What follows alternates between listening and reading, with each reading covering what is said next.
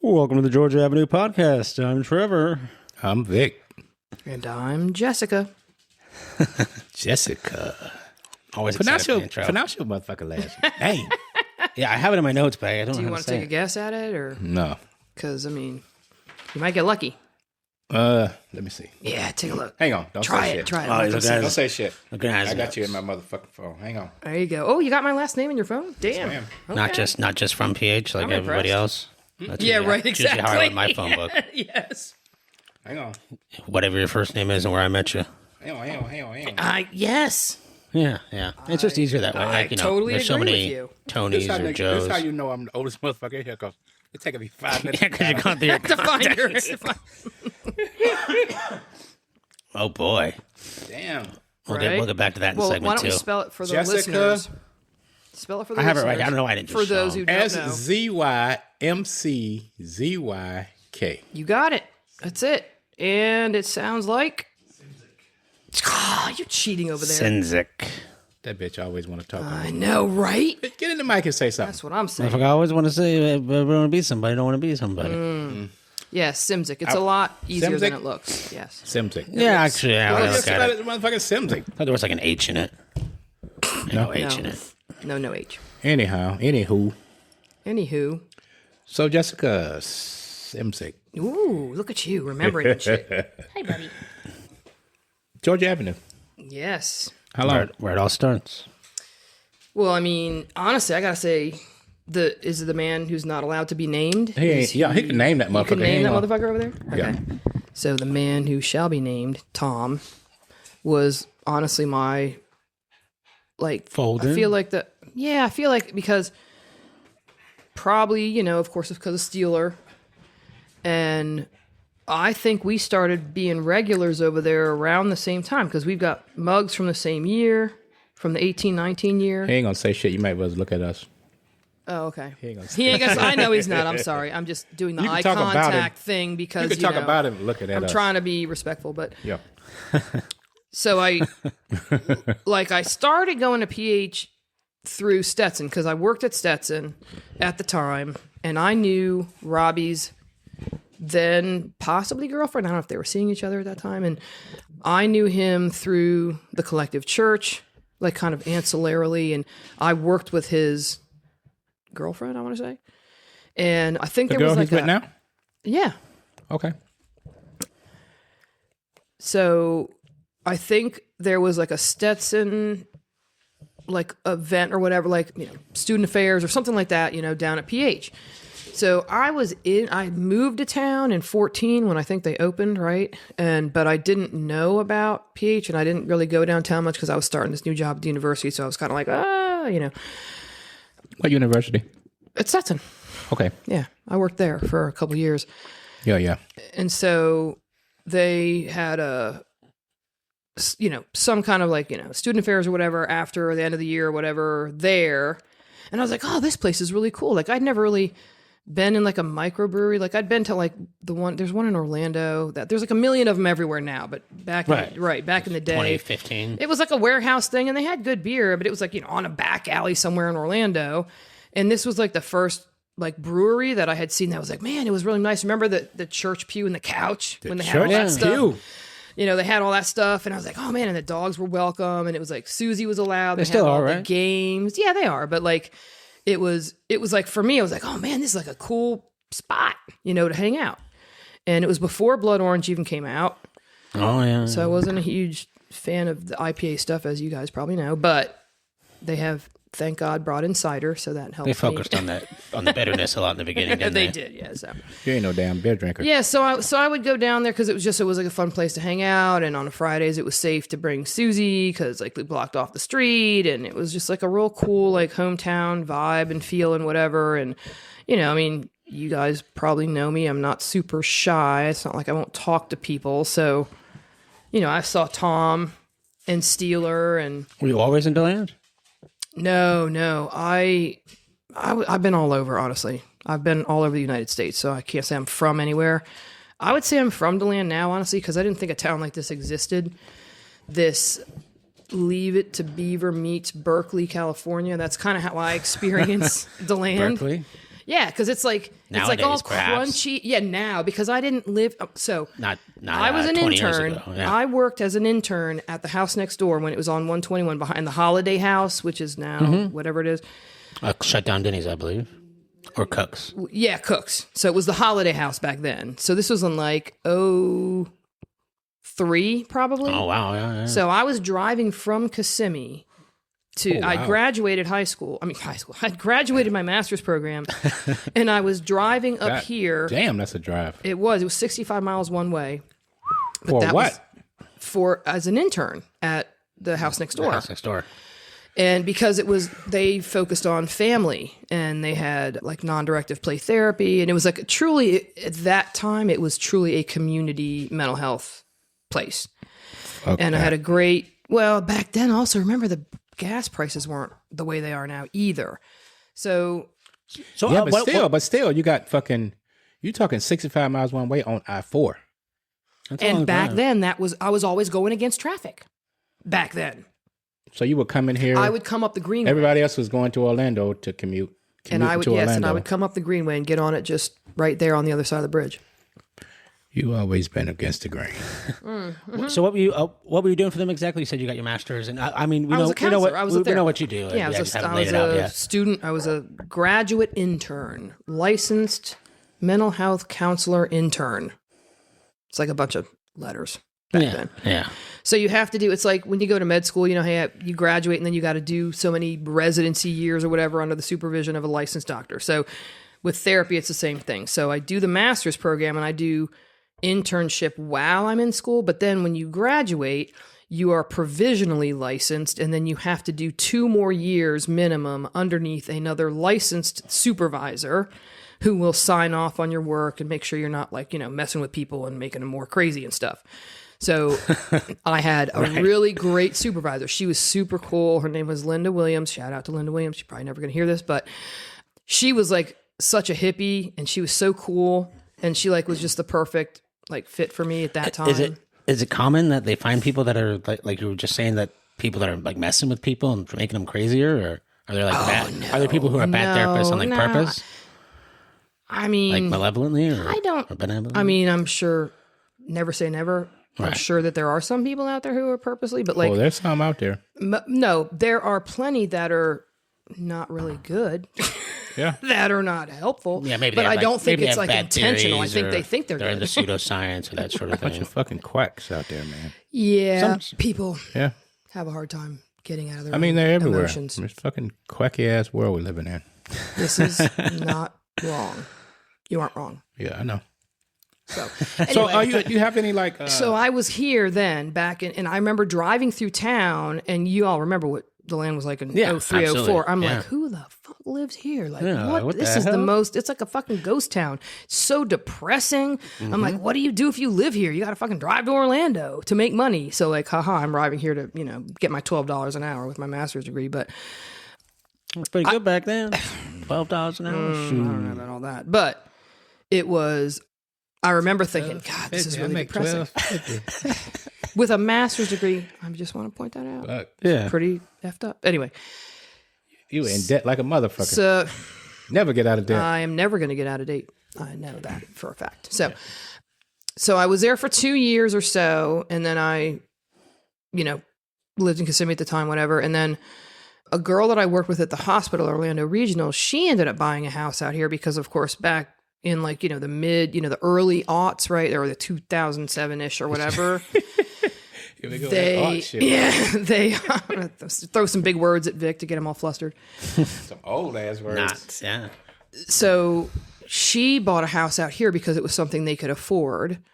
And she was saying, "Oh my God, DeLand, it's such a cool town." And I'm like, "What the fuck are you talking about?" Whatever. And so, I didn't really think anything of it. And then I ended up needing to get the hell out of the job I was in. And I applied for the clinical supervisor position at the counseling center at Stetson. And I got the job. And that was during the 08, the housing. Everybody's losing everything. So I had my mom's house in my name. I had, it was a shit show. But so I lost 2 houses. I didn't have anywhere to go. And I was able to get a Stetson rental property. So like that sucks.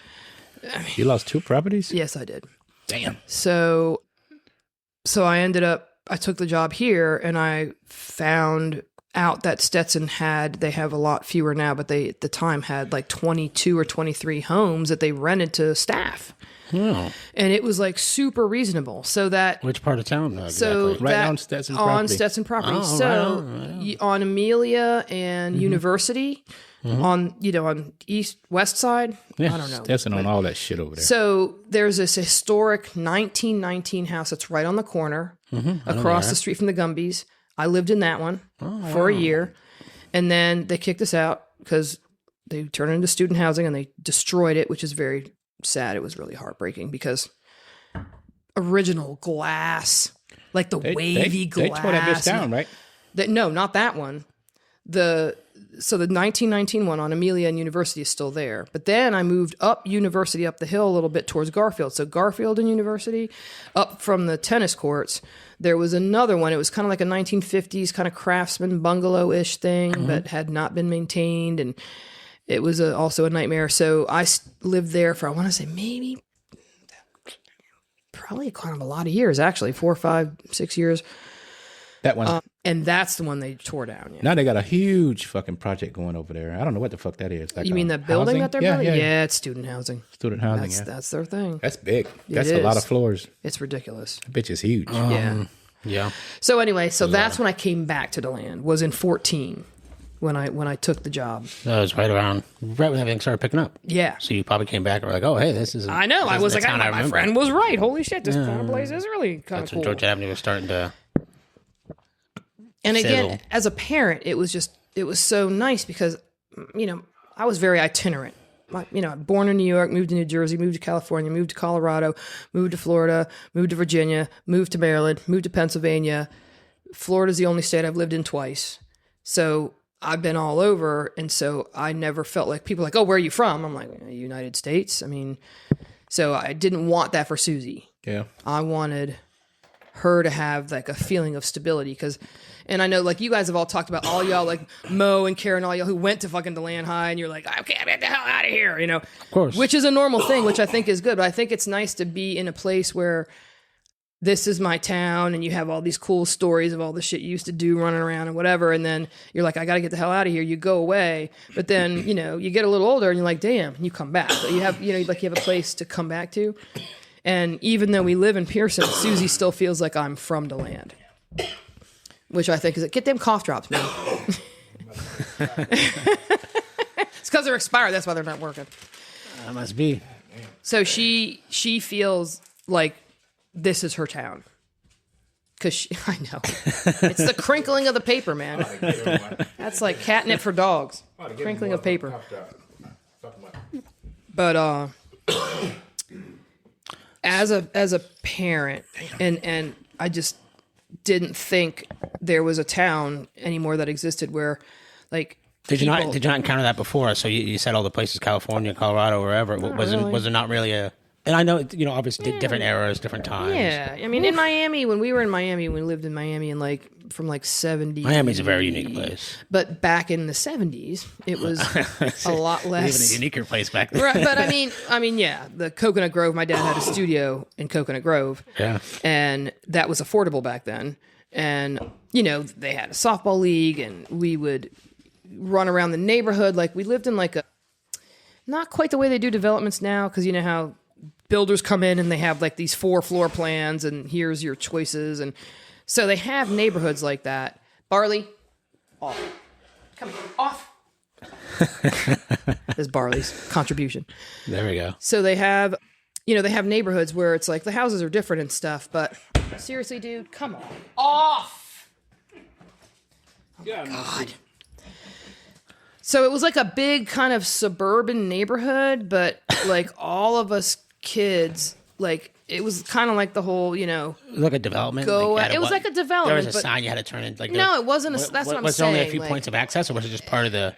It was just another block. It was like another block, but it was it's hard to explain because it isn't like the way they do it now where they make a sign like Glenwood or Painter's Pond. And there's only one or two. It wasn't like that. It was like, it was regular streets, but it was just like here was a cluster of homes, this little block and whatever. And we would, like you guys talked about, like go out in the morning and you were in Miami in the 70s, come back when the sun is down. How long were you down in Miami in the 70s for? I think we moved there in I want to say 73, whenever the blizzard happened in Colorado.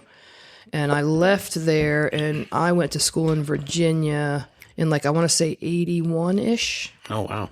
You're there for almost 10 years. Yeah. So I feel like that's kind of where I grew up is Miami. But that neighborhood was fun, but it wasn't like the way it is here. I can walk through the market and be like, hey, have you seen Susie? Oh yeah. She's over here. Susie knows people. She knows you guys. I know people. It's just nice. It's like you're kind of known. It's not like some anonymous, impersonal. DeLand does feel pretty safe. It may be an illusion, but for the gentrified versions of DeLand, it's not by the friendly way. Now, yeah, exactly. It all depends. Yeah, certainly what part. Yeah, that certainly.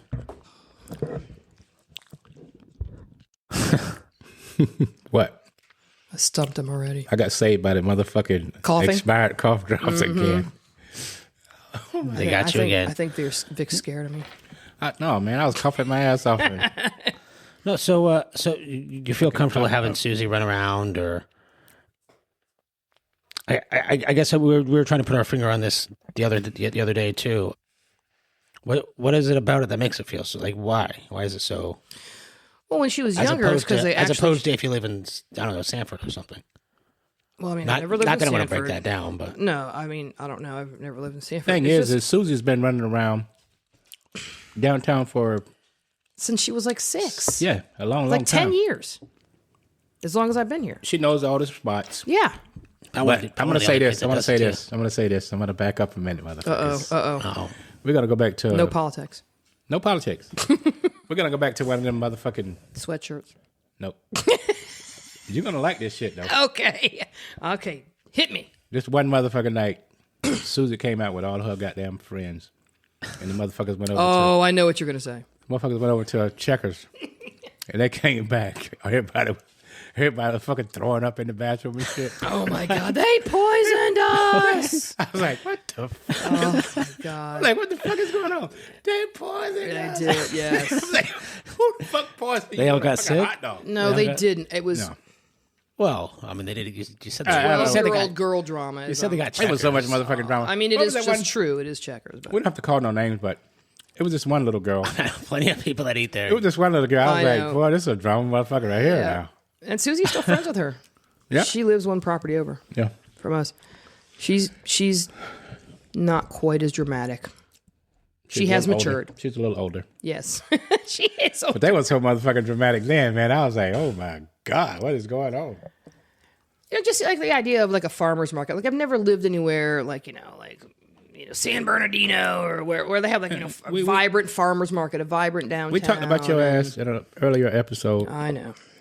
You just come down with a fucking lizard and... I never brought a chicken. I know you thought I did, but I never did. No? No. I thought about it, though, for one of the markets, but I did not. Okay. Lizard, goat, cats, and Barley. And the other dogs we had, but yes. That's it? Yeah, I know. It seems like more.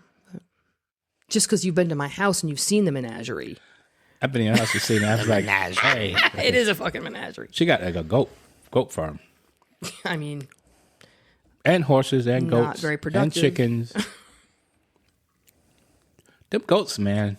You should turn them motherfuckers over to me. Okay, stop. What are you going to do with them? He wants to fucking eat my goats. What am I doing with them? I see you over there, Tom. You'll be able to do it? I'm going to turn them on to my people. And so, listen, I turned him on to someone who would kill her goats for him, and he never followed up on it because he's a fucking softie. I don't know, man. No, because we went and got some goat that was already... It would have been for... Already killed? Yeah. It would have been the sanitized version of meat production in I don't America. have what... I don't know. I know we discussed your first job when you were a little kid, grave digging and stuff. And I don't have what I couldn't have done that. And I don't have working in the orange groves. You weren't fucking grave digging. I worked in orange groves. He told a story about orange groves and grave digging. I thought grave digging. Yeah. Oh, I missed the grave digging part. Oh yeah, I did. I had to do. It wasn't. I didn't like. I went down and said, "Yeah, my name is Victor. I would like." No, I know. Yeah, I would like to dig some graves. I would like to apply for a job. Just as far as weird stuff I was goes. a fucking kid. Yeah. So my buddy was digging graves, and he said, "Hey man, you want to come help me?" And I'll give you. Yeah, I remember the story. Yeah. I didn't. But I was saying, that's just making me think about like being able to slaughter. Like I know some people grew up like having to kill their own chickens and things like that. Oh, we had to do that. My grandmother grew up in Kansas. She told me, and her first job was debeaking chickens at a factory. Stick them in there and she was fucking like 14 years old. chop their beaks off. Yeah. Yeah. She said you'd grab them by the neck and stick their face into a little contraption. So they don't peck and each other. Thing would come down and snap off their beak, and then you'd toss it to the side and grab the next one and just live. Yes, Yeah. because they peck each other and they kill each other. And I was with just like, the Grandma, how beaks. could you, like? So I was like, oh man, my grandma would be capable of slaughtering a baby White goat people. maybe for the meat, but That's what I'm saying. I'm saying white people, man. Yeah, I Just could kill the never do goddamn that. chicken and eat him. Factory well, no, farming. they do it when they're young, It's bad. so the chicken grows. Just saying, people. It's bad. Factory farming is definitely bad. We raised chickens. My aunts and uncles and shit raised chickens, and we ain't never motherfucking debeak shit. Yeah, but that's the way. You're not on a That's mass the way scale. farming is supposed to be, right? See, Yeah. So like, I'm a vegetarian. You guys know this. I'm not Really? I'm not a vegan. Just kidding. I'm not a vegan, mostly because I'm, lazy. But It's very difficult. It's very It difficult. is very We can difficult. Talk about that. But I do try to do plant based. I don't drink milk, but I have cheese. That's the final frontier. It's really hard to let that go. Right. And I have for years and years, even before I got my own chickens, would not buy any commercially produced eggs except for the certified humane Vital Farms eggs, because they are a bunch of independent chicken farmers who you can scan the code on the side of the carton and it will show you a 360 video of that particular farm. And they are like literally out in a huge, acres and acres. There you go, some expired cough drops. Acres and acres of like literal free range, not the commercial version of cage free, which means 8 million chickens on the size of this table. Yeah, exactly. That's some bullshit. And they were really expensive. People are like, oh my God, they were so expensive. I'm like, yes, but like to me, chicken farming is like the worst of all of them. It's very difficult. It's very difficult to select chicken. So as a vegetarian, I don't feel like eating eggs of chickens that I raise and I feed and I know how they're kept and they're happy and they get to run around and they get to scratch and they're like, so like to me, I don't feel like that is, like an evil or an ethical thing. What drives me crazy? The eggs at the store that they emphasize or advertise, and it's kind of like part of their brand. Vegetarian fed. Yeah, I was like, I don't want a vegetarian fed egg. Like I want a hen that ate what it's supposed to eat, Chickens are omnivores, which people. is whatever it finds, whether it is seed or vegetarian or grub or worms. When I got or them whatever. damn chickens, man, I didn't realize how they're like fucking carnivores. They're not even they're little omnivores. dinosaurs. A fucking frog jumps by the damn chicken. I was like, what the? He just ate a frog? I was like, oh my God. I tell you what, chicken. He fell right in front of me. I'm like, what the hell? I tell you this, chickens definitely taste different. Yeah. When you raise your raise it? chickens. Oh, Yeah, hell absolutely, yeah. man. Absolutely. Yeah, you were talking about that with Mo. Like the fried chicken doesn't taste like. It's man, because it's so those were different. real chickens. That's why. It's so fucking different. Those big ass fucking breasts and big ass fucking thighs and big ass fucking legs. None of that. All artificial. Yep. Yeah. And, All that and fucking- antibiotic. All that whatever hormones or whatever they shoot into them. antibiotics. You never thought about being vegetarian? Hell you no. ever, He owns a smoker. He isn't going to be no damn. You ever vegetarian. done but I mean, you ever looked at factory farm? I mean, because it's easy to watch the videos and then become vegetarian for a week. We've done it for a short time. Yeah. Yeah. Usually around fucking January for a few days. We was like, oh, we gonna be vegetarian. Like, okay. Right. It lasts about Chickpeas from here on out. lasts about 18, 19 hours. Yeah. We'll be right back to motherfucking eating steaks and shit. And and as a society, and you've mentioned this too, Trevor, because you're very like switched on regarding like food and farm to table stuff. Understanding. I was a vegan for a bit and I was a vegetarian. Right. after. So like we're so like removed from the reality of where our food comes from. I've met kids that didn't know milk came from cows. Damn. Like, so there's a huge disconnect. And when you walk in the store and you see a bunch of dead animals cut up and wrapped in cellophane under a fluorescent light, you know, that isn't really food. Well, even if we do educate ourselves on where it's coming from, it's not going to make anybody happy. Yeah, and so like, and I just felt like there's not much we can do about it. Right, now. and exactly, and I'm like, I'm not like a fucking militant trying to tell everybody, oh, you're an evil murderer or whatever. Like, you know, Darren, he like hunts and stuff, and like, I'm like, oh my god, you're a bastard. Like, you know, I respect somebody who will go out and hunt an animal,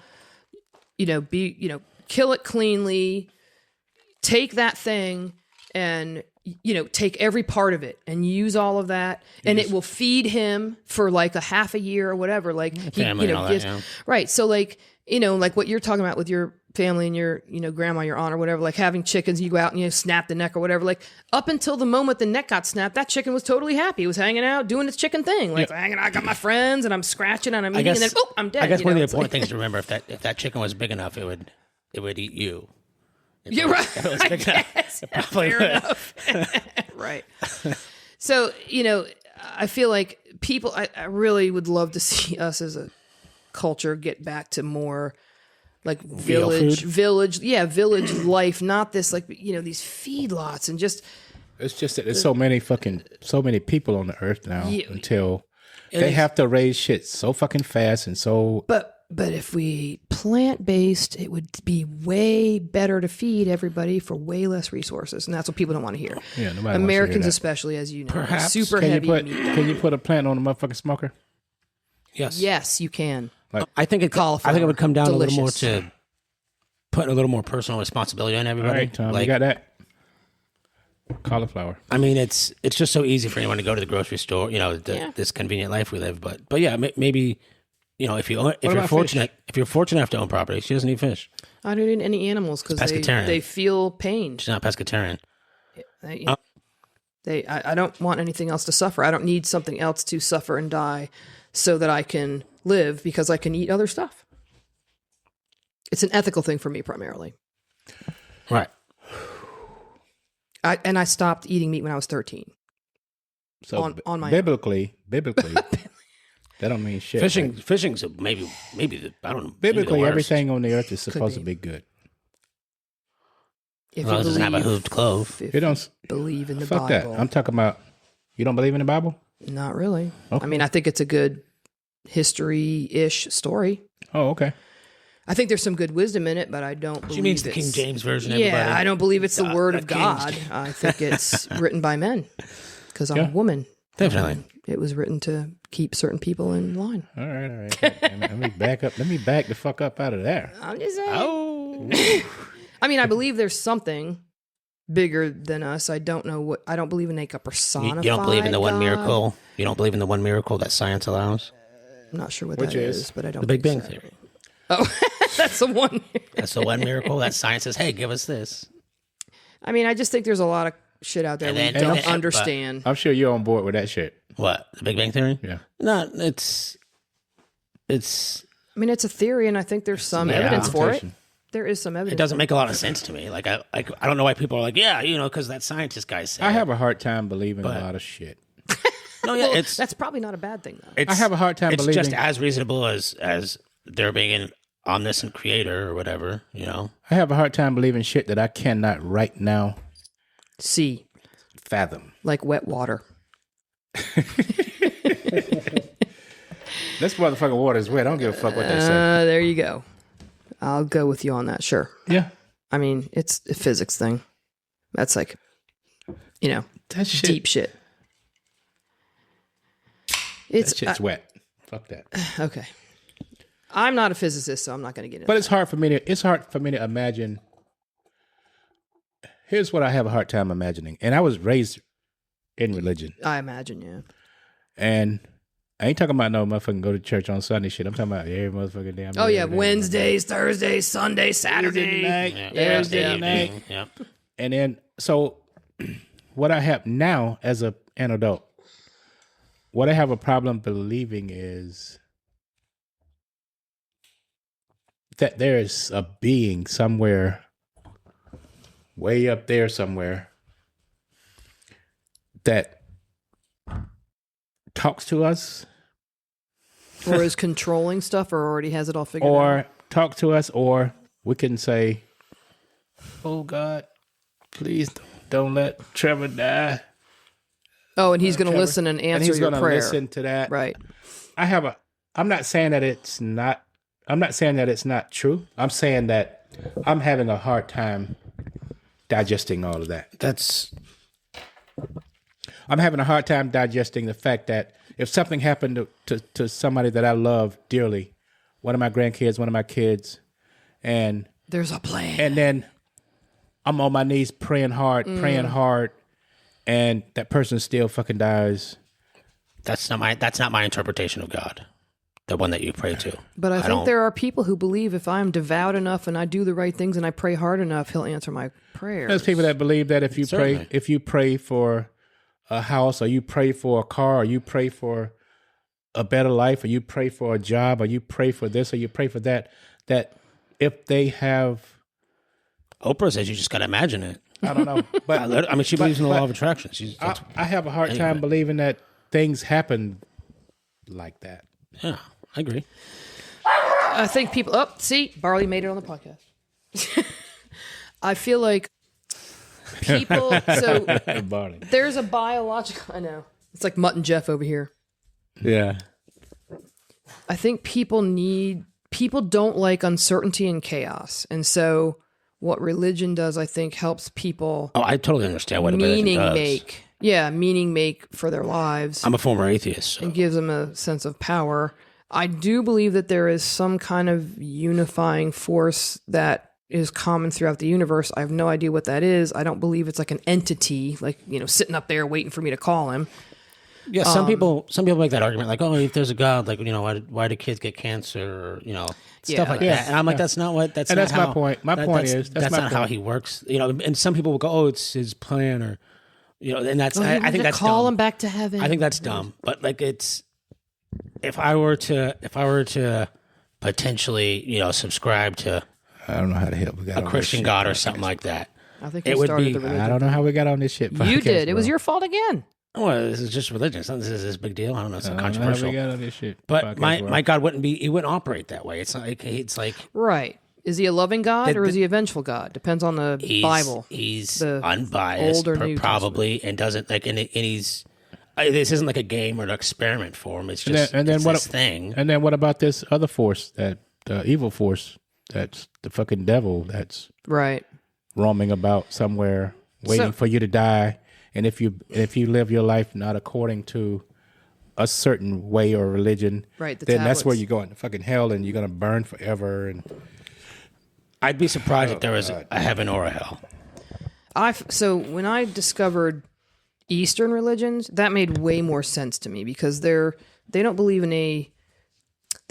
that we need some kind of intermediary to get into heaven, like I have to accept Jesus or whatever. They believe that we are all part of God, like that God energy. They call it Godhood or whatever, like, the Buddhists and the Hindus Live stream. and Muslim, right? Yeah. And so it's like they believe in the reincarnation. So it's like the energy of God is incarnated in physical form on the planet because God is everything and nothing, can't experience physical reality unless it manifests in a physical body, which is us.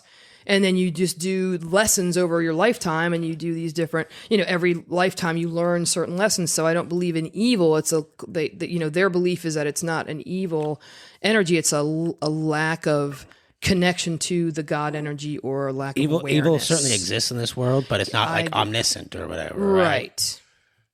It's not this force. I don't know. And as a therapist, I also have to say, like, it's easy to judge a person and say they're a bad person or an evil person. But what's the point? Usually you can figure out, how did they get that way? They weren't born that way. There's no such thing as a bad kid. Kids are born innocent and, Okay. Not everyone believes that. But Listen. I know, but that's my humanistic What is the point? What is theory. the point? What is the point of punishing somebody for eternity That's my and exactly. fire. Exactly. That's just it's. What is that point? That's a again. That's very something that Department of that Justice came up attitude. Later. That's not in the original. Like It isn't? so, not in the Old Testament. So I correct me if I'm wrong. I could be wrong, but I probably am. I'm not Because a I think biblical it's in scholar Genesis, either, so I don't think it's in know. Genesis, but you got like I know you got like I can't recall where in hell. I mean, I don't know. Someone tell us now, but you got like Deuteronomy. Deuteronomy. Yeah.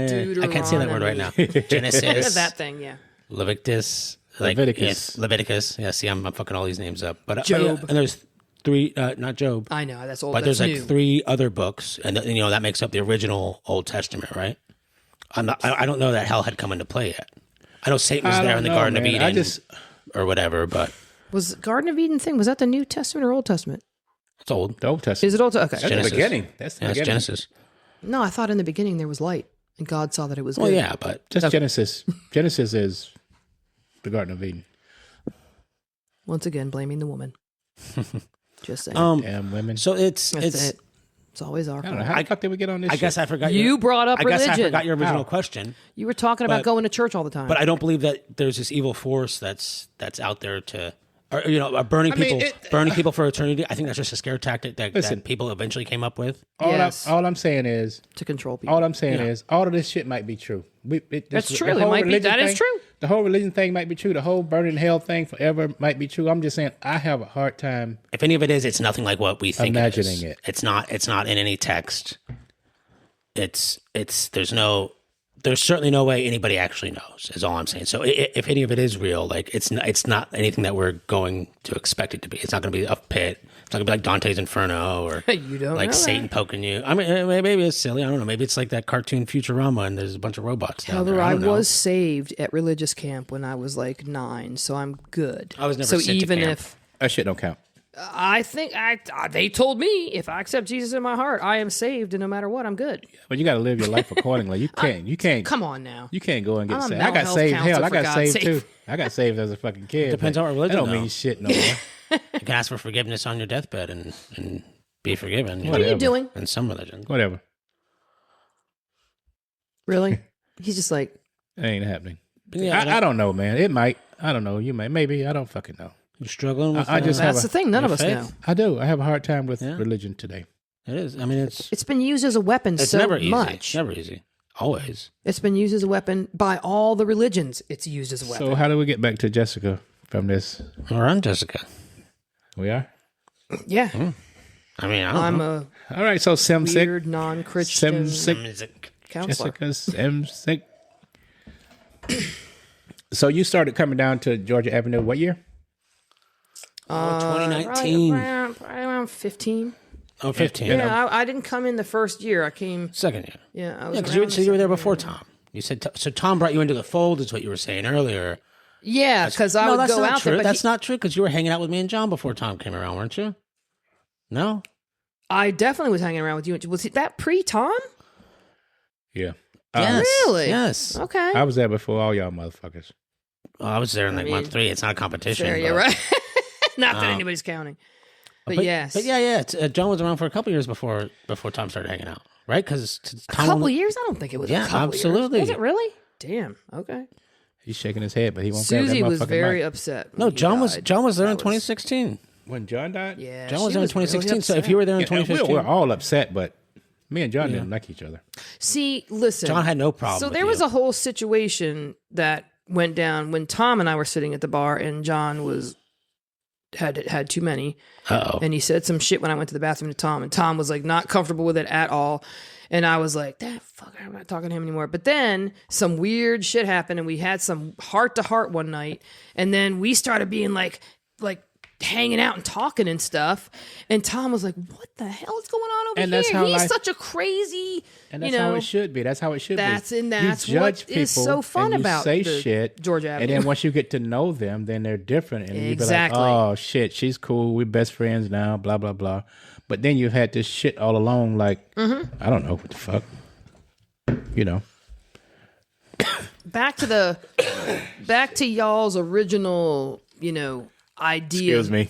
Idea for the podcast. The seedling of the thing that brought us all together is that this weird group of very diverse people. And like Tom was like, no politics, no N-word, and don't let your dog on the table. I'm like, okay, cool, I got you. So, but like the thing that's cool is that, you know, there are those of us, I mean, we don't have, I mean, John was like a really hard right winger, but generally, you know, we do have a smattering of different political ideologies, you know, the religious difference. Yeah, we went at it a few times. Right, exactly. So that's the thing that is so unique. And in the earlier few podcasts, you guys were talking about like, oh, why doesn't everyone have a Georgia Avenue? I think it's just some crazy alchemy that happened. I don't think it's a thing that happened at Persimmon. I don't think it's a thing you can reproduce per se. Right. It's just, I think we're lucky. We're lucky that it happened where we are. But it's a thing. No, it is. It's a real thing, even, for sure. Even with John, I mean, although me and John didn't agree on a lot of stuff, we still were able to sit outside on the wall, right? drink beer together, laugh and talk, and get along, and fucking cook and eat and all that shit together. Mm-hmm. You know, but I always knew where he stood. He always knew where I stood, and it wouldn't it be nice if we could get back to that? Like in America, you don't have to agree, but can't we just be civil and exchange ideas? I'm not sure we were there back then either. Just again, we're unique. Probably not. But I mean, you know, it used to be. Never mind. I'm not allowed to talk about politics. Yeah. Back to civility, people. Wait till the reunion episode. Humanism, people. We're gonna have one episode. We're gonna devote a motherfucking episode to politics and N-word. The final episode. We're gonna call it. We're gonna call it. We're gonna call it. We're gonna the call Pulp it Fiction version. We're gonna call it P's and N's. P's and N's. The Pulp Fiction Yeah. version of the podcast. Yeah. One episode, and it's gonna be like, hey, we got extra mics. We got some of those fucking remote mics. Yeah. So we can get Do like it just off Tom's property, 5 or 6 motherfuckers, everybody of a different nationality or whatever, and we just fucking We throw go out. down. We get some goddamn. Play some Fox News shit. I can't do that. Okay. It would be fun. So where are you working nowadays? I mean, if you want, I don't know if you want to talk about your current job or not, but if that's okay. So I mean, because we were talking about you were in Stetson, you moved to the land, you were working on other stuff. I mean, how's the business been? I think she works out at the Republican headquarters, dude. Oh my God! Don't get me started.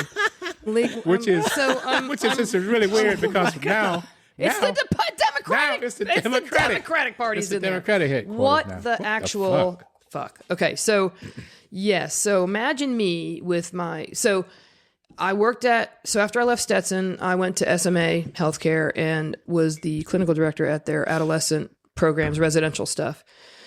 And that was like, honestly, for about 6 years, that was probably the best job. That was like my dream job, to be in charge of clinical programming and to be in a program that what was this? Was that healthy and not weird? What was that program? Abusing. Was that ACT? RAP. Residential Adolescent Program, they called it RAP, and then Beach House, which is the runaway homeless youth shelter. Yep, I was going to say I know Beach House. Yeah. So not because I was a runaway, but I was a clinical director there for. You sound like you might have been a motherfucking runaway. From 16 to 22. And I've always had a place to run. And then I got trained. Excuse me. I got trained. Want a cough drop? No, I don't need a cough drop. Thank you, though. I appreciate the offer. They're good. I know. I prefer the honey, like Kara. I prefer the honey one. They expired, though. Yeah, but I don't care about the same that. age as the other Listen, I worked in animal health. I don't give a damn about no expiration date. So in 22, I got trained in EMDR. So you saying the expiration date don't mean shit? Pretty much. Here we go. In something like that, I would say, yes, it doesn't mean shit. It matters on dairy. Covering one's ass. Sorry, it matters on milk. It would. That's about it, man. But like with medication, when they say like on not even eggs. like, I mean, yeah, bullshit eggs you've had washed. Fuck those eggs anyway. Be buying unwashed eggs, but that motherfucking shit don't expire. Not really. So don't get this motherfucker. Here's he's a bottle. I'm sorry to cut you off, but he's bringing up expiration dates. No, I know. I'm gonna jump in. How could she cough? So okay, I thought I'd offer her one of these expired motherfucking cough drops. So here's a bottle of ibuprofen. on 9/4/25 is the expiration date. So I could take them today and they work. And now tomorrow they magically don't work. Doesn't make sense. Does ibuprofen have expiration dates? Over time, yeah, all over the counter stuff all has expiration dates. But like in 25 years, might the ibuprofen be less effective? Possibly. And there are certain drugs that have half-lives that for sure are less effective, but it's not like they What about the are spam? all of a sudden go bad. I mean, listen, shit What in a about the can, spam? shit in a can will survive the apocalypse. Hopefully not Vienna sausages. That's the purpose of Them the bitches in a canning. can. I know they are. They last forever. I said hopefully they don't survive.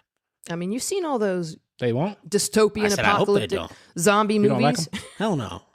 This is like an anti-shout out to Vienna sausages in a can. Damn. Trevor. Yeah, I'm laying it out. God damn. Fuck those little hot dog wannabe things. Because he's a real food master. The hell he was in there? Like pig nose? I don't know. Who cares? Shit they swept off the floor. You're like, shut up. Them bitches got me through back when we were working in the Orange Grove. That was a staple. I loved them when I was a kid. They were What so was? fucking Oh, the staple. Vienna Yeah, sausages. sausage. Vienna sausage, potted meat, hog's gross. head, cheese, Ugh. Hog's head. all that shit. Scrapple. Oh, don't bring up Scrapple. I don't know what scrapple is. One place I worked. It's in Northeast. That's a northern thing. Again, I'm a It's their vegetarian. version of corned beef, essentially, Hey, from what I understand. But it's got a lot more gross stuff in it. Hang on. At least corned lot beef more is just. gross At least corned beef is just beef. Hang on. What's happening? Hang on. Tom want to say something. He's liking Scrapple. He's giving us a 2 thumbs up on the Charades. Scrapple, I think, is what's happening. Regular Charlie Chaplin over here. That's it. So, I'm sorry. Scrapple's a bunch of stuff just all mixed together, and it's all brown. But it's like corned beef hash. Like shit. It's like fat and bones and noses and ears All and ground up shit in all dust. ground up, yeah. And then made into a paste. Northeasterners love it. Northeast. Northeast, right? The Listen, Northeast. man, The I people in stopped eating meat Massachusetts. when I was Like shit. 13. That's Like been a long shit. fucking time. It's like shit. Yeah, sure. Okay. Just like pastrami. Yeah, I said that too. Pastrami. That's some good shit. Turkey pastrami. No, Is man. that so? Pastrami. Pastrami. Yo, Jewish ass like Pastrami pastrami. process. What is pastrami? Is it beef? I prefer corned beef. Yes. Okay. I prefer corned beef, which I know they're pretty similar, but What's the fucking difference? the seasonings, if I had to be honest. And I can't tell you what So the you- seasonings that make the difference because So you I like- don't inject. So you hunks of love meat. corned beef and you hate pastrami. Most pastrami, yeah. I've had some decent pastramis. Now, there's a turkey pastrami that Boar's Head makes. That's great. But it's a texture thing. Pastrami mostly tastes and smells like a hot dog to me. And it makes me think of hot dogs. And I'm like, this isn't a hot dog. This is a sandwich. My mom used to make me that cream my chip beef God. on toast.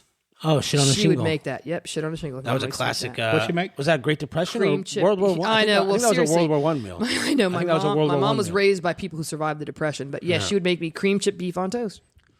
I like that. As far as I was know, that good. got famous. It was in the ration kits Creamed- for World War One. Cream chip beef on toast. Shit on a shingle. Corned beef. It's corned beef with a cream, with a Over gravy toast. You were over eating beef? toast. I didn't She was a stop kid. eating meat till I was 13. Yeah. Yeah, so that was Okay. a thing my mom would make. She was a good cook. So you've been a damn vegetarian for how many years? Since she was 13. 13 minus Gonna dox her age? 57 minus 13, so 44 years, something like that. That's a long time. It's amazing how fat I am, right? Aren't vegetarians supposed to be thinner? Like, what the hell? Man, I know so many. Like, I know. I'm not calling nobody out. It's all I'm not, carbs. I'm not even going to say it anymore. No, I'll say it. I'm not going to call nobody out, but I know plenty of not in shape vegetarians slash vegans. Yeah, it's the pasta and the cheese. Yeah. Well, You talk. I know you're talking Fake about, cheese. motherfucker. do you? Who? No, Name I'm 'em. not. I know who you're talking Name about. 'em. I'm not going to name them. Do it. Not- No. Who am I talking about? I don't even know who I'm talking about. I know who you're talking about, You, motherfucker. you don't know who I'm talking about because I'm do. thinking about somebody He was you don't thinking even met. globally. Oh, okay. I haven't met. Yeah.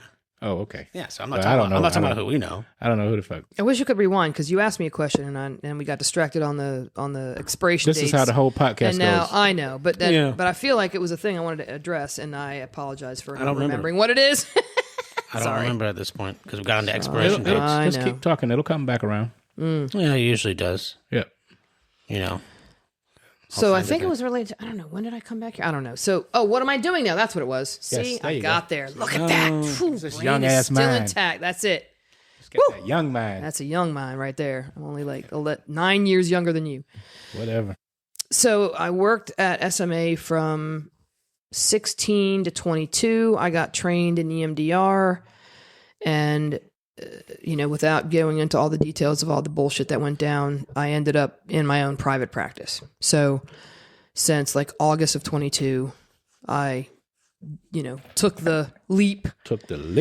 Because I'd been, 20 plus years in agencies. And, the big thing is healthcare. I was like worried about that. And of course, I got a kid and a house. I was afraid to, take that leap and then not be able to pay the mortgage after I had clawed my way back from losing 2 homes in '08, right? Yeah. So since 22, I've already had to move 1, 2, 3. This is the 4th office I've been in. Not due to me. The Republicans were a problem. I'm not going to lie. So that was a thing. Oh my God. The headquarters, yeah. Right. Imagine, right? So like a lot of my clients are, LGBTQ. And if they aren't in that group, they're very, mostly liberal. I mean, I'm not a Christian counselor, so I feel like I don't get necessarily a lot of super right-wing clients or whatever. Do you have go ahead. So imagine my concern when I came to the office one day, which there was no warning at all. And it was right before the election, and there's a whole headquarters slew of fucking signs. Yeah. We're not supposed to talk about the P word. And so I'm like, now how are my gay clients supposed to come up in this office to come to a counseling session when there's all of this stuff out there? Well, that's a whole lot of stuff that we can't even unpack right now. I know. But so I ended up getting I made a rainbow yard sign that said, all are welcome. And I paid for it myself and put that shit out in the yard every day. So like, just to know. And I told all my clients, I warned them ahead of time. So anyway, but that's unfortunate. Ironically, now the Democrats are in that office building. That is ridiculous. So it worked out. I guess. Mean, for them, I guess. Anyway. Yeah. Or whoever. I really like where I am now, though. The guy's very professional. It's a real. Do you have a favorite? I was going to ask, since we're finally on the subject, do you have a favorite success story, or on the other side, a heartbreak thing that went wrong? or not a failure. Yeah. But like an, oh my God, like, you wouldn't believe how dark the world is, to not to bring the episode down or nothing, but we can go in either direction. Who knows where we're going to go? But I don't know. So, or the first time when you were like, that your biggest success story that made you say, this is why I do this. Because it's obviously a very hard job that you do. It's very mentally stressed. It takes a big toll on you physically and mentally. It can. So it takes a lot to keep coming back. I think to be a good and effective mental health counselor, I think you have to genuinely, like people and believe in the resilience of people. Because if you see them as broken or defective in some way, and you're going to like fix them by telling them what to do, you're going to be frustrated, because that's a kind of a negative way to come at it, And there's a lot of real judgy like counselors out there. Like I've had clients come and tell me stuff like, yeah, I told my counselor this, and then she was like, oh, that's not true. And I'm like, what the hell? Like the number one thing you're supposed to do as a counselor is to validate someone's experience, like validate their experience in the world, because it doesn't matter if it's objectively true. They feel that it is true for them. That's their reality. Perception. Yeah, that's how they feel about it. And I'm sure there's reasons why they feel that way. So, I don't know that I could think of like a specific success story like that the first time that I was like, oh my God. Like I always got kind of high off of the counseling thing. So when you were talking about like, oh my God, why are you driving 65 miles? I would fucking drive into to the land. I would be here 10, 12 hours. I would drive home and I would be just like high on my client's experience, like having this great session with this kid or, a family. So I don't try to look at it as like a success story. In other words, like you come to me, I do some magic or you do amazing work and then you're fixed. Mm-hmm. 'Cause it's like, mental health, I think, is more of like a maintenance type thing. And so like when you have a GP, right, you have your regular family doctor, right? You don't go to your doctor once and then you're like, okay, you're good. You're healthy. All right, good job. Bye. See ya. And then you never see him again. Like when there's a problem, I mean, the healthy people don't. They kind of go on a regular basis to make sure that they're okay, right? And so if you then get a cold, you go to the GP, they give you something, whatever. Whoa, for a cold though? Point being, Let's keep going. My bad. Get my ass in drive and get headed down there right now. point being that I see counseling as, my job is kind of like being a coach. I'm not an expert on anybody else's life. So I'm here as like a resource. And you come to me and you say, I am having a problem. I have discomfort in my life. I have emotional discomfort and I don't know how to handle it. And I want to talk to someone to help me with it. And so they share the story or whatever. And, now that I'm old and I've been doing it for over 20 years, I'm able to, hear the story, make connections. Like I'm kind of connecting the pieces of the story. I'm not necessarily saying it to them right in that moment, but they're like, and by the way, yeah, my dad molested me. And then, but that doesn't really matter because I was only 6. And then, but now I have terrible relationships. And it's like, like they may not see the connection. It seems very obvious, to me, but like, that's part of my job is I describe it to my clients. Like I'm like a coach, right? So I'm on the sidelines. You're in the pocket. All you see is the center and maybe the guys to your right or left. But like, I can see the movement in the backfield. I can see the defense, what they're doing on the line. And I have a view that you don't have. It's not because I'm better. You have the skills. You bring the talent. I help you direct the talent. And that's my belief. I believe people have what they need. They have wisdom. They have resilience. They just don't know they do, or they've been told they don't, or they've, been beat down. Damn. And so it's like that shit Al Pacino said in Any Given Sunday. What you just said just now. Is it? Okay. Yeah, that was like a Any Given Sunday speech. Okay. Man, I know. When I was growing up as a kid, we didn't have. I don't know if there was such a thing as a fucking counseling. Well, also culturally, there's more of a definitely stigma. not Yeah, culturally. I don't. The African American community and the Baptist community, not so much. No, I was like, fuck, what? Oh yeah. But- no, you but- keep that but shit in I house. wanna You go don't tell a stranger about it. Yeah, exactly. We buried that shit. I mean, whatever issues we had, it was like fucking. Go to church, pray about it. When I was a teenager growing up with my grandmother, she Try to go to a counselor now, I'd be like, damn, I didn't know. she got upset with me one break summer, down, man. and actually yelled at me and about how I hadn't been leaving the house and how I seemed very, very depressed and I needed to stop being that way. Stop being sad, you. Thanks, Grandma. Super helpful. Yeah. If it were that fucking easy, don't you think I would have done it by now? I'm just saying. It was wild, but that's kind of culture I came from. Religious background, that kind of stuff. Like there's a stigma around it, but Yeah. to a degree. Not to say. I think my first experience with a counselor wasn't for me, was for my granddaughter. She was having some issues every fucking day, man. And you got pulled in? I'm in. That's awesome, My though. granddaughter. I mean, to me, to be involved in that Yeah, I'm in. process, that's super helpful. Yeah, I'm in. But it was a lot. The one that we know, the one who got married, yeah. No, not that one. no, okay, no. someone I don't know. Okay, Younger. Yeah. But I'm gonna It's not doxing anybody. I'm gonna call a name. Shout if we out. have to shout out. If we have to edit it, we edit it. But this guy was fucking amazing. This guy was a guy who he could call me up and say, "Hey man, let's go to breakfast." And I'd like, "Where you want to go?" And meet me at Waffle House. Or he'd say, "Hey, there's a place over in Daytona, nice Jamaican spot over in Daytona.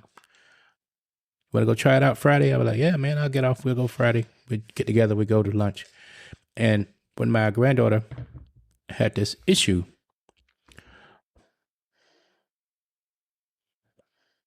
I went to him and I talked with him, and I'm telling you, man,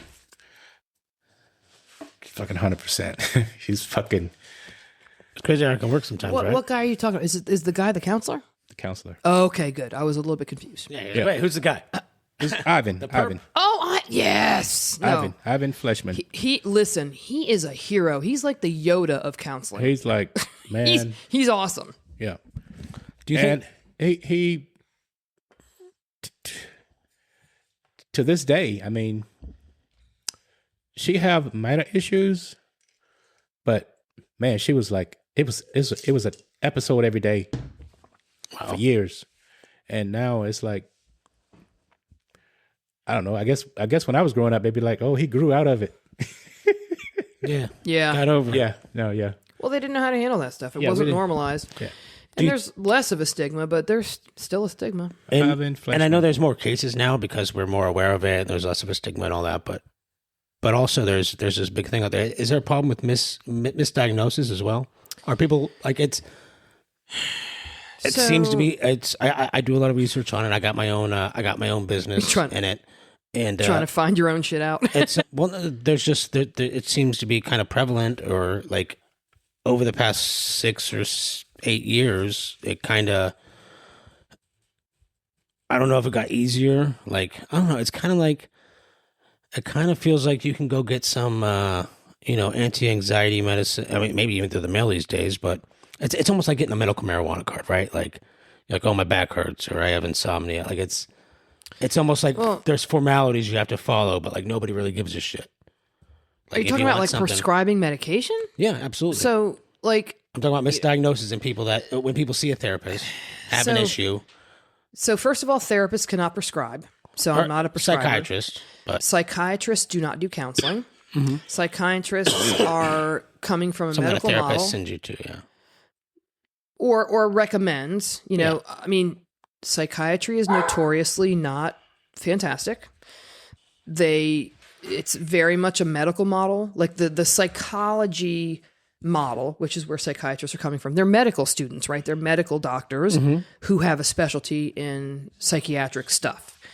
So the medical model of mental health is you have something broken or wrong with you. I'm going to give you a prescription, which is going to fix your biochemical mess up, and then you will be better. So they're not about insight like the Freud. He was a therapy. Yeah, stuff, no. yeah. I mean, Freud was a Freudian therapy and all that, but back then the psychiatrists were the only ones doing mental health, so there was kind of talking. But now, surprise, surprise, insurance drives all of how treatment goes now. So, sure. I worked with a nurse practitioner who was amazing. Can I give a shout out to her? Yeah, shout out to anybody. So, Susan, who worked over at SMA in the outpatient clinic where I was at, she actually had a nurse practitioner with a specialty in psychiatry, wasn't allowed to prescribe on her own, but was very interested in the counseling part of it and wanted to talk to people. Like, she would actually spend time talking with them, understanding their situation, understanding their history, because someone can exhibit symptoms that would look on paper like bipolar disorder, for example, but if you don't know the history and come to find out, oh yeah, they were sexually traumatized by their father for 5 years, like that's PTSD. God. That's not bipolar, but it presents very much like bipolar. Sure. You can't medicate trauma. You have to process trauma. So these psychiatrists are getting paid, $350 a 15-minute block. So how do you feel about this? And so they're just doing, okay, are you suicidal? How are you feeling? Are you here's the medication. Okay, here's your prescription. Like, they don't. And now they can do it. Now they can do it. And there are digitally. Yes, and they do telehealth. I know they send Wellbutrin through the mail these days. Oh yeah, I could get an SSRI through the mail. And I know it's not like it's not a stimulant or whatever, but it's. I don't. A lot of people don't talk about it, but I know people that have taken it and been prescribed it, and it's something that can be abused. SSRIs don't give you any kind of I know, high but or Wellbutrin's a really weird drug. But it's not going to give you like a speed thing or whatever. Not exactly. People crushing it and snorting it? People do that. Oh, okay. Well, I'm not aware of that. Are you talking from experience, or what? I have a personal experience with Wellbutrin. Yeah. So it's a really weird drug. So it's a little. It is, and unfortunately, stuff. Such and such neuroepinephrine. Specific serotonin reuptake inhibitor. Yeah. Or serotonin neuroepinephrine reuptake inhibitor. Go, SNRI, which is what Wellbutrin. That's what I was saying. Yeah. But the mental health medications that, I do think in America, we want the quick answer. We want the magic pill. We want to get thin in 10 days. We don't want to do the work. Figure that out. That's Ozempic. Right. And so I do believe that there are appropriate reasons for prescribing mental health medications. Some people's brains, the way they're wired, the serotonin doesn't hang around in their brain long enough for them to ever feel like we're okay. It's not their fault. It's like being a diabetic. It's like, it's a genetic thing. Their brain doesn't work chemically the same as a normally, expected, the way it was intended to do, whatever, right? Mm-hmm. And so, you take an SSRI, it's not this, the SSRI itself is not a substance that you feel anything from. It's like taking a Xanax or an Oxy where you feel something when you take it. You take that and it blocks the receptors that remove the serotonin from your brain. So it's not giving you a thing that makes you feel better. It's blocking the receptors to allow the serotonin to build up in your brain so that you feel like a normal person, quote unquote, the way the brain is meant to feel. That feeling okay, that feeling of, everything is okay. Mm-hmm. Unfortunately, there's kind of stuff coming out now. People who've been on SSRIs for a long time, there's some people are having really not great, having bad outcomes from it. And, I don't know. This is all kind of fairly new to me as far as I haven't dive into the research on that or whatever. I'm not asking you for any but I mean, I've taken SSRIs in the past. I am not taking them now. That's some interesting shit. Yeah. So I believe that there are certainly cases where it is appropriate for people to use mental health medication. There is a stigma around it. Why, if somebody has a bad thyroid and we give them, Synthroid, nobody judges them for that. But if you have a brain that sucks up your serotonin too fast and you take mental health medication, what's wrong with you? I don't know if I implied or maybe no, you didn't think imply otherwise, but I'm certainly all for that stuff too, because again, personal experience, and there's no miracle drug out there, but there's things that make it easier, and not every doctor is full of shit or wrong. Yeah, absolutely. Certainly, you got to be careful and do your due diligence and always be honest, of course, because they can only work off what you tell them. Yeah, for sure. But it's a shady thing. It's a shady thing. I feel like I've been in the fucking class all day. Sorry. And I ain't learned shit. Y'all using Welcome to America. Bottom line. Welcome to America. Bottom line. Now you feel like every kid in the past couple of weeks in the Volusia County school system. Yeah. Are there more kids affected? Are there more kids needing your kind of guidance nowadays more than like 5-10 years ago? I mean, that's one of those questions that you can never really know, because again, it's like a underreporting stigma type thing. Like, you're never going to know who really needed counseling, and because the ones that are going to fall through the cracks, the ones that don't have the parents. Right. The thing you guys both said, and my family was like, I ain't talking to anybody, and you're like, just don't be sad. Like, so like, these are kids that never make it into the system, so you don't know. I mean, I have had young adult clients who have said to me, I've been begging my mom for years to let me go to a counselor, and she wouldn't.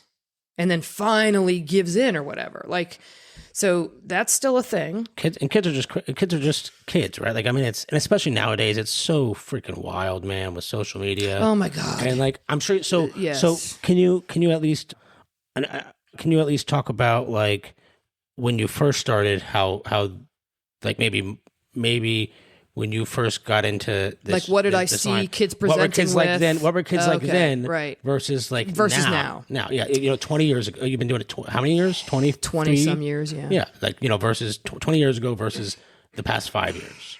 Obviously, COVID affected a lot of stuff. It did, but just the way culture has changed so much for kids, social media in the past 15 years. To be honest, I don't really feel like kids have just always been kids. I don't feel like there's a huge shift in the things that they struggle with, honestly. Like, I would remember as an intern, being a teenager sucks, right? Like, right. I mean, seriously, everybody can agree with that. The definition of adolescence is you are kind of clinically insane. I mean, your brain isn't wired up, your hormones are going crazy. Yeah. Like, you have no idea how to manage your emotions. Everybody's a dick. Yeah, you're a total mess. But, when you asked me earlier about like success stories or whatever, like I'm thinking about like being an intern at the house next door. And there was this one young black man who was in the system. I want to say, I think he was like with his grandma or whatever. And, he's like 6 or 7. And he had been in the crack house when his mom had been arrested. So the cops bust in, shock and awe. Imagine when you're a 6-year-old, 7-year-old boy, and you're black, so you're already, police are not necessarily safe for you and all that. Right. Yeah. And, they drag mom out and arrest her and shit, whatever. Hopefully not at 6. And yes, Hey, this is what I'm saying. I can tell you some shit. So, so he's with his grandma, at least the system placed him with a family member or whatever. And one of the things that was so great about the house next door, which is why I was willing to drive 65 miles, is because they had a really well-designed and robust non-directive play therapy program. And so a 6-year-old kid, their brain isn't wired up at all. So we already know that. So, and they also don't have like the language and the emotional awareness and understanding of their experience. Like they know that was scary. Mommy got taken away. I don't know what to do. Like, and so naturally the kid's like acting out in school and he's like, having nightmares or whatever. So the non-directive play therapy model is you basically just track what the kid does. You said there's a couple of ground rules. Don't break shit. You don't hurt yourself. Help me clean up after. Other than that, it's all you. And so we would have like costumes and we had a sand tray and we had all these different models and all these things. And this kid would come week after week and he would act out arresting me. So we had the cop uniform and everything and he would put the handcuffs on me and he would take me away.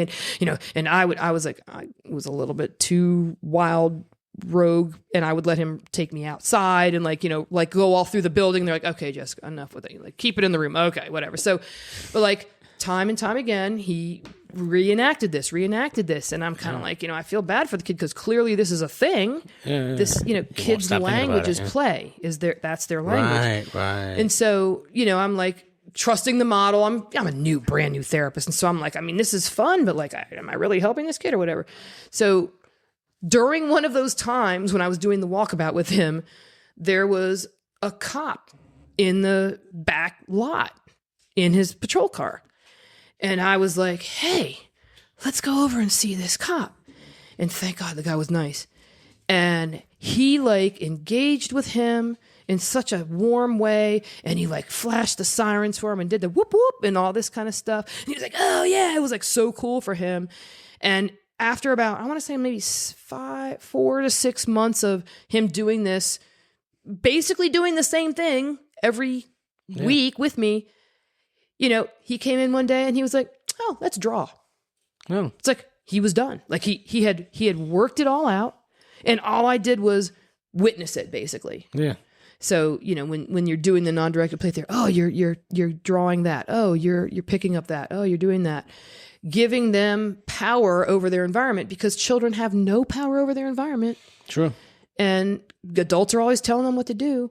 So thank God for people like you, man. To have an hour a week where someone would do whatever he wanted within reason, within those rules.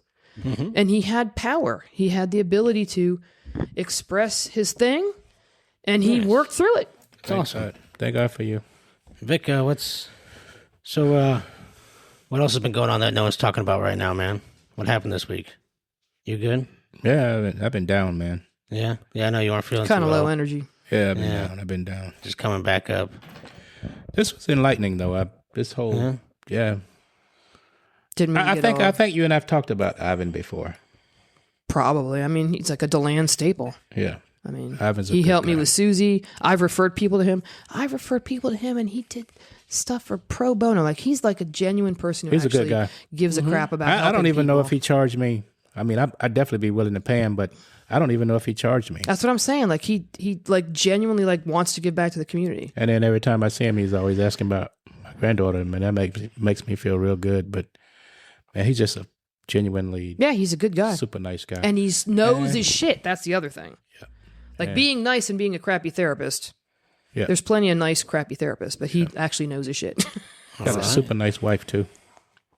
Jessica, is there anything going on in the past week for you? Anything in the world people aren't talking about that you want to leave us with, or any final shout outs? I mean, places people can find you. I don't know. Like, I we mean, don't know I what your deal don't is. I know you're like a private practice, right? I mean, you know, Yeah, well, most people who know me, just giving you the for all platform. the 7,000 people who are listening right now, Jessica Simzik, find me at Hello Alma or Psychology Today. No. There we go. So, Links in the description, perhaps. yeah, I actually probably could get you a link. I don't know. Yeah, we'll find it. But the whole factory farming thing actually was kind of forefront on my mind. Mine too. We fell into that. I wanted to get back in there. So that was a thing. But What do I have to say about that? I enjoyed it. I appreciate you guys, Appreciate bringing you. me in, and I'd like to give a shout out to Susie. All right, Susie, what up? Who knows everyone in this room, Shout out to Susie. including Jack. And thank God we got rid of that hoodie.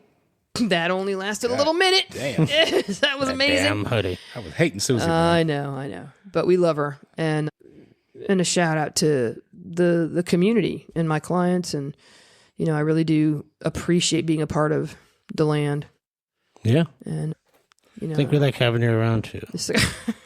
Yeah. You're part of our diverse group. Can have some of my beers anytime. Okay, thank you. Thanks, man. I want to give a shout out. Yeah. What? I want to give a shout out to Jessica. Who, me? Yes, you. Oh, that one.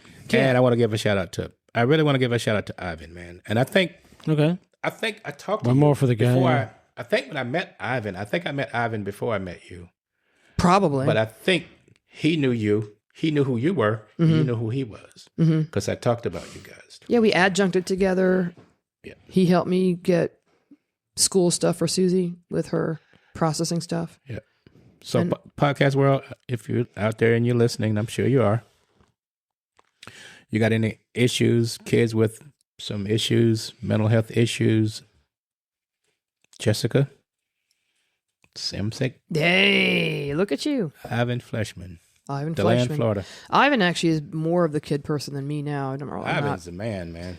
My office is not really set up to I sent him do a young text. I kids. sent him a text. And then maybe you can okay hit to up be mentioning his name. He'll text me back and go, "Hey, man, And once edit all that shit." Once Ivan helps out your kids, maybe they can hit up Gabriel to help themselves out. Oh, Yeah, Gabriel's Gabriel's a super Gabriel guy. can teach them how to be a good parent parents Ivan's need to helping go their to kids. him. Gabriel's he's not an Ivan or a Jessica though. No, he's real good with that behavioral stuff and the learning stuff. Telling a parent what they're doing wrong, I don't know. Yeah, like All right.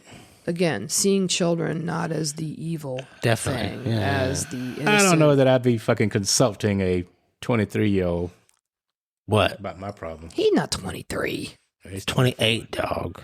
Fuck, 23, 28. What the fucking difference? I ain't Got consulting no 16 goddamn. kids, dog. I'm not consulting a fucking 30-year-old about Damn, my problem. trashing our former guest. This is What? one place where being Trashing our old former actually guest. is I a ain't benefit. trashing him. What'd you say about him? The He fuck can did you do just his- say? He can do what he do, but I'm not consulting. Yeah, but what that did you just motherfucker. call him? 28-year-old something. I don't know. 30-year-old. Listen, Gabe, I'm I'm just on kidding, he your, didn't I'm on call your him side, nothing. brother. 30-year-old motherfucker. I got you, I man. didn't call him an N-word. It Are isn't. you It so isn't excited about. that NFL season is back? It's not the. By the 80s. way, I am super pumped. I know. I'm I have fucking no idea who the psyched. hell. Yeah, I got Jessica's a nothing, big man. Dallas Cowboys fan, y'all. No, Oh, throw listen. some Dak Prescott. Carolina Panthers. She said, "Fuck Micah Parsons." Carolina Panthers. I know, You know, listen, You know. I was You know. there We when they play you on Sunday. You know. We expanded. play you on Sunday at 1. I know they're probably gonna get their asses kicked. Just saying. Yeah. Damn, We man. got You Travis got a little Hunter, bit of dog. fucking faith We there. got Travis Hunter. I mean, I'm because they realistic. got Bryce Young. They were amazing for those first. Shout two out to seasons. Bryce Young, though, man. You're a good kid. Dallas Stay getting their strong, ass kicked brother. right now. Stay I'm sure. strong, Bryce. I hope. I bet my cousin. Trevor's gonna blow up, though. I do want to. I'll give a shout out to my dad too, Oh, yeah. because my oh my dad, God! No, I can't believe. See, we had all this stuff That's planned okay. in my head, It's not about me. dude. Put his He's toe the tuck- famous one, not me. Yeah. Tell He's the us. famous Go one, ahead. not Go me. ahead. I can't believe I forgot about this. Oh my God, go. Well, all I was going to say was my dad has always been a rabid football fan. Yeah. And as a child, growing up, it was always dad watching football. And, when you're a little kid, I'm like, what the fuck is that? Like I didn't understand the game, whatever.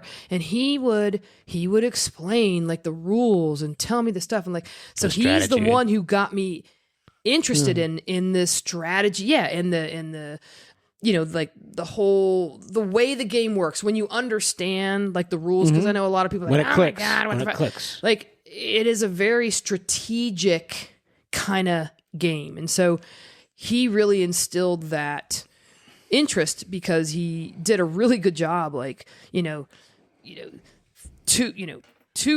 knees and a foot, he would make all these jokes about like, he loves fucking football. So he's really kind of like, Where's he at? he's in North Carolina. Oh shit! Is he a North Carolina fan? That's why I said Panthers. That's why she said brother. Panthers. He has a condo. Literally, I can see the Panther Stadium from the condo. Let's go. Just get in the motherfucking go, minivan and go up there and check camp out. He always had season tickets. We had season tickets at the Dolphins, and he was in section 13. One year he made t-shirts for everyone in the section back in the old Orange Bowl.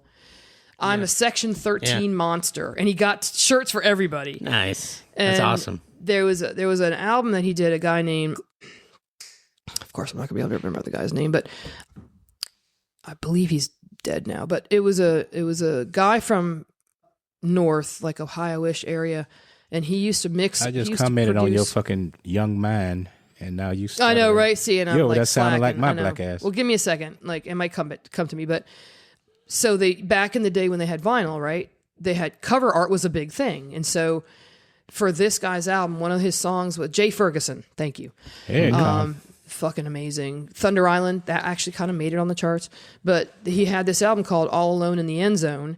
And my dad, they rented the Orange Bowl to do a photo shoot for the cover art.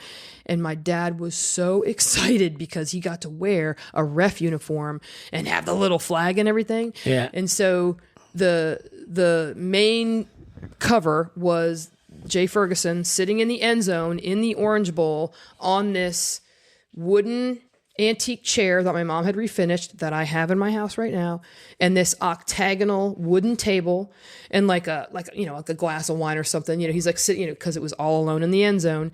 And so that was the main thing. But then, they kind of like did the outtakes pictures or whatever. And my dad was like, he wanted to throw that flag. He was like, and he's like, pointing his finger at Jay, and Jay's going like, oh, like it wasn't me, and he's throwing the flag. And me and my brother, like we had the place for the whole day, and we were like running all around up and down the field. And that was like, so I have some really good memories of that. Awesome. Those were the golden days of, the family time with my dad and everything. Oh yeah.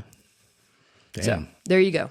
Damn, Jessica, your ass went off. Damn. Little fun trivia. Well, I mean, that was like, that's a big part of like my foundation, where I All come I from. said was, let's get in the motherfucking minivan and go to North Carolina. You went all the way to Miami on my ass. All right. So you good, man? I'm good, man. Jessica, you all right? I mean, Say goodbye to that's everybody. very depends on who you ask. I get If you. I'm all right. We can unpack that later. I also want to shout out to Mo because I Mo. love her. Yeah, we all love Mo. I know she's amazing. She probably got the most shout outs on here. Yeah, 'cause Mo? she's real people. Probably. Man. Yeah, well, I'll take my shout out back then. Okay. Fuck Mo. Damn it. No, I'm just fucking around. That's some reverse love Mo. racism shit right there. Mo thinks I'm her fucking dad. Well, I know. She doesn't really think that. You know that, right? I know. I hope you're not going to be hurt by that. I know. Probably not. All right, everybody. All right, guys. It's been great. Peace. Have a week. Peace. Thank you.